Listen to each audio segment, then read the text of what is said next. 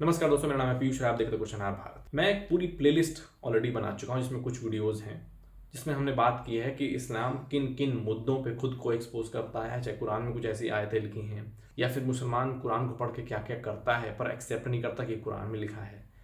पूरी फैक्ट्री जिहाद की चल रही है। वो कहते हैं कि हमें गजवाए हिंद करना है, हमें जिहाद करना है, कलमा लिखा रहता है उनके झंडों पर और कहते हैं हम इस्लाम के लिए कर रहे हैं, अल्लाह के लिए कर रहे हैं, अल्लाह की जंग है जिहाद। लेकिन यहाँ वाले या फिर बाकी मुसलमान अपने बचाव में, इस्लाम के बचाव में कहते हैं सब गलत है। तो फिर कहते हैं कुछ लोगों का ये तर्क होता है कि भारत का इस्लाम में ये ऐसा नहीं है, वो दूसरी मतलब इस्लाम अलग अलग जगह का अलग अलग हो सकता है इनके हिसाब से। इसी कॉन्ट्राडिक्शन के साथ, इसी इर्रेशनल बिलीफ सिस्टम के साथ कि आप लॉजिक कुछ और देते हैं, चीज़ें कुछ और निकलती हैं, लिखा कुछ और होता है लेकिन आप उसको तर्क संगत मतलब कि लॉजिकल ग्राउंड पे उसको आप सही नहीं ठहरा सकते। तो इसी तरीके के एक इर्रेशनल बिलीफ सिस्टम को एक्सपोज करने के लिए मेरे पास एक वीडियो मिली थी मुझे। ऐसे मैं रील स्वाइप कर रहा था। आजकल के सोशल मीडिया के ज़माने में कुछ चीज़ें छुपी नहीं रह सकती। एक मेरे सामने वीडियो आई, आप पहले फोटो देख लीजिए, मैं वीडियो चलाऊँ उसके बारे में पहले कुछ बता दूँ। इस वीडियो में आप देखेंगे कि एक वाइट महिला को एक अरबी चोगा पहने मुसलमान व्यक्ति कन्वर्ट कर रहा है अरबी आयत पढ़ा के, फिर उसको ट्रांसलेट करता है इंग्लिश में, तो आपको अच्छे समझ में आ जाएगा। अब उसको तो कोई संगी भाजपाई पैसा दे के नहीं करवा रहा है, उसके मुंह में शब्द नहीं डलवा रहा है, there is no God but Allah, कोई अल्लाह के अलावा पूजने लायक नहीं है, कोई अल्लाह के मैसेंजर जो मोहम्मद साहब हैं उनके अलावा कोई आखिरी मैसेंजर ही नहीं है।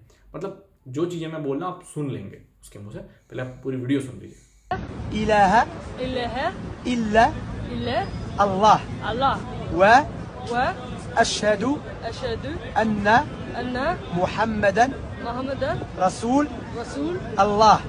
In English, I bear witness there is nothing worthy of worship in truth except Allah.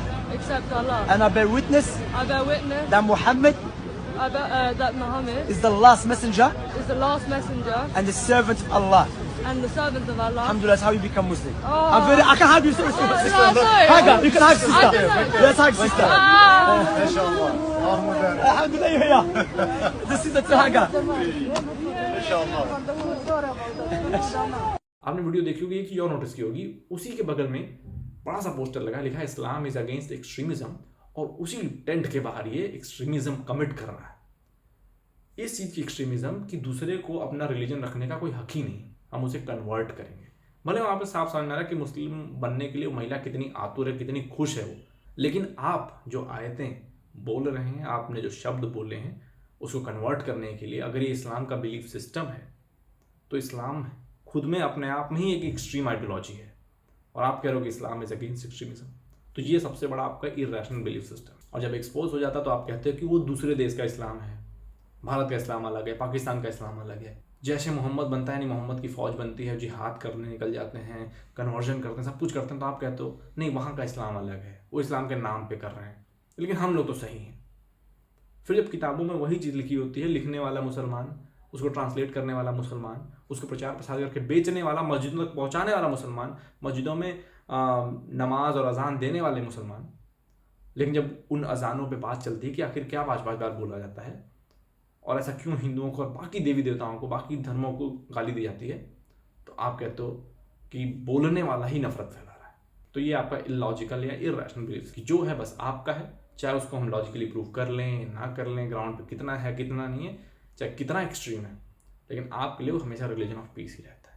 तो हो सकता है कि रिलीजन ऑफ पीस की डेफिनेशन बदलने की ज़रूरत है, क्योंकि आप अपनी आइडियोलॉजी में, थॉट प्रोसेस में 1400 साल पहले पैदा हुए किसी थॉट प्रोसेस को आप बदलना नहीं चाहते, आज के ज़माने से मैच नहीं करना चाहते, पर वहीं दूसरी तरफ कोई सवाल उठा दे कि हमें इससे तकलीफ है तो उसके सवाल का जवाब भी नहीं देना चाहते, उल्टा उस पर ही भड़क जाते हैं, उस पर ही ब्लास्फेमी लगा देते हैं, उसके गले काटने लग जाते हैं। खैर, इस वीडियो में इतना ही। मैं चाहता हूँ कि ज़्यादा से ज़्यादा शेयर करिए, आपका कोई सवाल सुझाव कुछ भी है कमेंट में बताइए, नए हो सब्सक्राइब कीजिएगा। फिर मिलते हैं अगले वीडियो। जय हिंद, वंदे मातरम। तो लाइक और शेयर ठोक दीजिए, महाकाल का दबा के लाइक और शेयर ठोक दीजिए।